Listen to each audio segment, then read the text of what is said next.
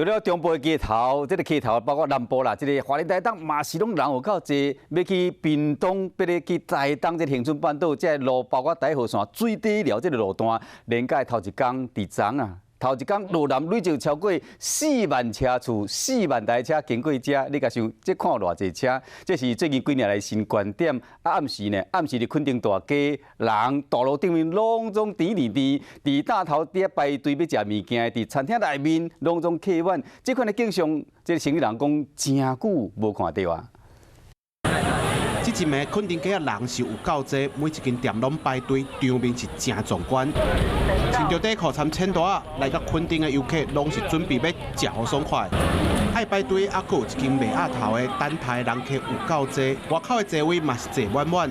疫情即马较消退，民众趁着年假来到热情的屏东，就是想要好好放松一佗。很开心，你看我们的表情跟我们吃的都很开心。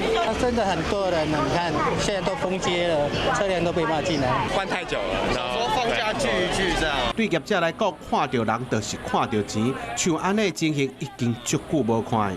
希望可以一样这么多，明后天就这几天都可以。有廉价人潮，该有的样子这样。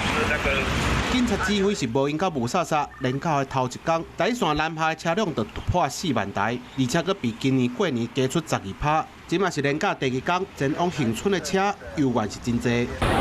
看到这侪踅街的人，有一半以上拢无挂喙罨，每一个人嘛无保持距离，提醒民众出外佚佗，还是要好好啊保护家己。